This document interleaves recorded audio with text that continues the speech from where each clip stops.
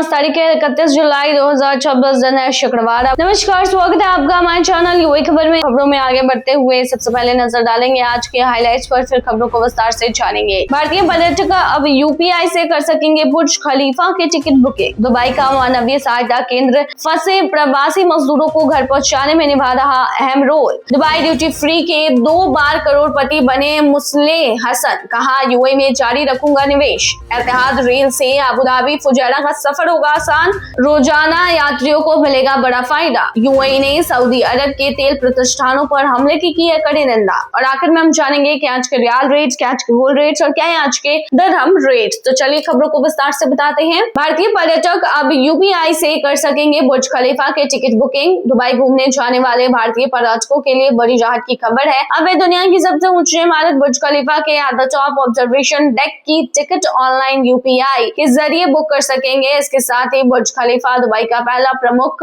स्थल बन गया है, जिससे भारतीय यात्रियों के लिए ऑनलाइन यूपीआई भुगतान की सुविधा शुरू की गई है। ये सुविधा न्यूपे, एनपीसीएल इंटरनेशनल पेमेंट लिमिटेड और एमआर एंटरटेनमेंट की साझेदारी से शुरू की गई है। पहले भारतीय पर्यटक यूएई में केवल दुकानों और व्यापारिक प्रतिष्ठानों पर यूपीआई से भुगतान कर सकते थे, लेकिन अब वे यात्रा से पहले ही आधिकारिक वेबसाइट के माध्यम से आसानी से टिकट बुक कर सकेंगे। अधिकारियों का कहना है कि इस पहल से भारतीय पर्यटकों का यात्रा अनुभव और बेहतर होगा तथा भारत और यूएई के बीच डिजिटल भुगतान सहयोग को भी मजबूती मिलेगी। दुबई का मानवीय सहायता केंद्र फंसे प्रवासी मजदूरों को घर पहुंचाने में निभा रहा है अहम रोल। दुबई ह्यूमैनिटेरियन केंद्र दुनिया के सबसे बड़े मानवीय लॉजिस्टिक हब में से एक है और संकट के समय फंसे प्रवासी मजदूरों तथा जरूरतमंद लोगों की मदद में महत्वपूर्ण भूमिका निभा रहा है। यह केंद्र विभिन्न दूतावासों, अंतर्राष्ट्रीय संगठनों और चैरिटी संस्थाओं के साथ मिलकर ऐसे लोगों की पहचान करता है जो आर्थिक तंगी, नौकरी छूटने, दस्तावेजों की समस्या या फिर अन्य कारणों से अपने देश वापस नहीं जा पा रहे हैं। इसके बाद उन्हें अस्थायी आवास, भोजन, चिकित्सा सहायता, यात्रा दस्तावेज और हवाई टिकट जैसी जरूरी मदद उपलब्ध कराई जाती है ताकि सुरक्षित रूप से अपने घर लौट सके। अधिकारियों का कहना है दुबई की मजबूत लॉजिस्टिक व्यवस्था और विभिन्न एजेंसियों के बीच बेहतर समन्वय और विभिन्न एजेंसियों के बीच कनेक्टिविटी जो है उसके कारण जरूरतमंद लोगों तक तेजी से सहायता पहुंचाई जा सकती है। इस पहल ने हजारों प्रवासी मजदूरों और संकटग्रस्त लोगों को नई उम्मीद दी है तथा दुबई को वैश्विक मानवीय सहायता के प्रमुख केंद्र के रूप में मजबूत भी बनाया है। दुबई ड्यूटी फ्री के 2 बार करोड़पति बने मुस्लिह हसन, कहा यूएई में जारी रखूंगा निवेश। दुबई ड्यूटी फ्री की मिलेनियर स्कीम में 2 बार 10 लाख अमेरिकी डॉलर यानी 36.7 लाख दिरहम जीतकर सुर्खियों में आए लेबनानी प्रवासी मुस्लिह मूसा हसन ने कहा है कि वो संयुक्त अरब अमीरात में निवेश जारी रखेंगे। उनका कहना है कि यूएई एक सुरक्षित स्तर और निवेश के लिए भरोसेमंद देश है जहां कारोबार के लिए बेहतरीन अवसर उपलब्ध है। हसन ने बताया है कि दुबई में लंबे समय से रहने और यहां पर कारोबारी माहौल को करीब से देखने के बाद उसका विश्वास और भी ज्यादा मजबूत हुआ है। उन्होंने कहा है कि दुबई ड्यूटी फ्री में मिली जीत न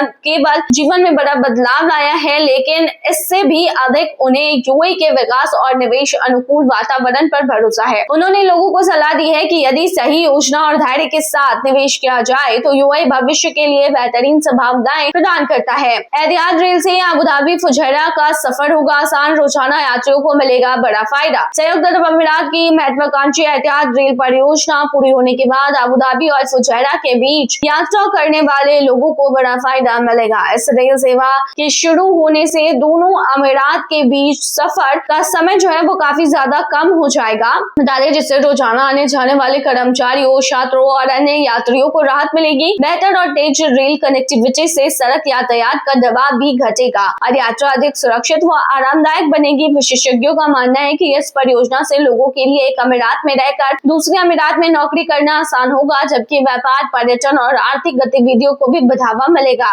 एतिहाद रेल को यूएई के सबसे बड़े बुनियादी ढांचा परियोजना में से एक माना जा रहा है, जो देश के विभिन्न अमीरातों को आधुनिक रेल नेटवर्क से जोड़ने का काम करेगी और भविष्य में लाखों यात्रियों के लिए यात्रा को अधिक सुविधाजनक बनाएगी। यूएई ने सऊदी अरब के तेल प्रतिष्ठानों पर हमले की है कड़ी निंदा। संयुक्त अरब अमीरात ने सऊदी अरब के तेल प्रतिष्ठानों को निशाना बनाकर किए गए हमलों की कड़ी निंदा की है और इसे क्षेत्र की सुरक्षा व स्थिरता के लिए गंभीर खतरा बताया है। यूएई के विदेश मंत्रालय ने अपने बयान में कहा है कि इस तरह के हमले अंतर्राष्ट्रीय कानूनों का उल्लंघन है और ऊर्जा आपूर्ति के साथ साथ वैश्विक अर्थव्यवस्था को भी प्रभावित कर सकते हैं। मंत्रालय ने सऊदी अरब के साथ अपनी पूर्ण एकजुटता व्यक्त करते हुए कहा है कि यूएई की उसकी सुरक्षा स्थिरता और संप्रभुता के समर्थन में पूरी मजबूती से यूएई खड़ा है। साथ ही अंतर्राष्ट्रीय समुदायों से ऐसे हमलों की निंदा करने और क्षेत्रीय शांति एवं सुरक्षा बनाए रखने के लिए संयुक्त प्रयास करने की अपील भी की है। यूएई ने दोहराया है कि नागरिक प्रतिष्ठानों और महत्वपूर्ण बुनियादी ढांचों को निशाना बनाना किसी भी स्थिति में स्वीकार्य नहीं है और ऐसे कृत्यों को रोकने के लिए वैश्विक सहयोग आवश्यक है। यूएई में लॉन्च हुआ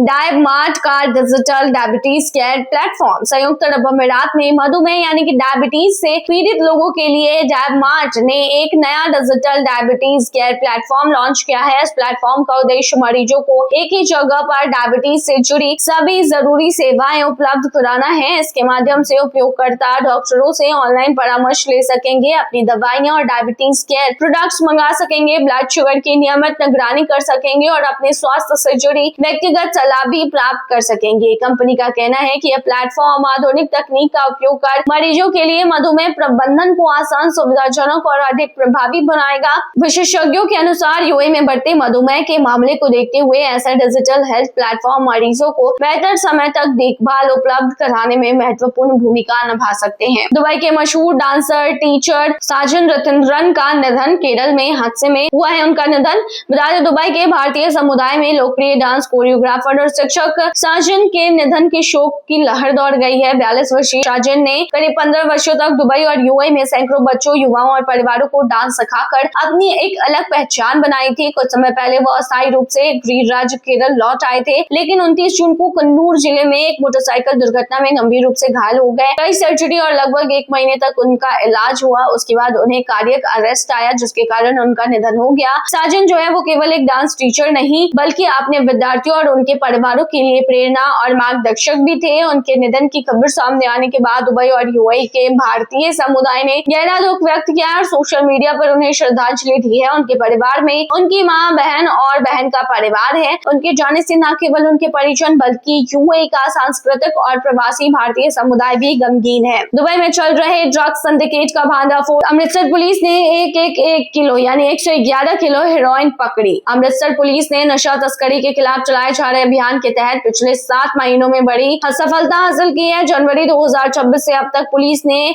111.56 किलोग्राम हेरोइन, 11.44 किलोग्राम आईसीई यानी कि मेथाम्फेटामाइन, 9.25 किलोग्राम अफीम, 2.25 किलोग्राम चरस समेत बड़ी मात्रा में अन्य मादक पदार्थ बरामद किए हैं। इस दौरान एनडीपीएस एक्ट के तहत 1137 मामले दर्ज किए गए और करीब 1900 ड्रग तस्करों को गिरफ्तार किया गया है। पुलिस ने 61.12 लाख रुपए की नकदी और 38 वाहनों को भी जब्त किया है। सबसे बड़ी सफलता दुबई से संचालित एक अंतर्राष्ट्रीय ड्रग सिंडिकेट का भांडाफोड़ रही है, जो पाकिस्तान सीमा से ड्रोन के जरिए पंजाब में हेरोइन की तस्करी करता था। इस कार्रवाई में पुलिस ने 30.05 किलोग्राम हेरोइन बरामद की और 2 नाबालिगों सहित 6 आरोपितों को गिरफ्तार किया है। पुलिस आयुक्त गुरप्रीत सिंह भुल्लर ने बताया है कि आधुनिक तकनीक, डिजिटल फॉरेंसिक और सीसीटीवी नेटवर्क की मदद से नशा तस्करों और संगठित अपराध के खिलाफ लगातार सख्त कार्रवाई जारी है। चलिए आखिर में बताते हैं कि आज के रियाल रेट्स, आज के गोल्ड रेट्स और क्या है आज के दिरहम रेट। शुरू करेंगे रियाल रेट से।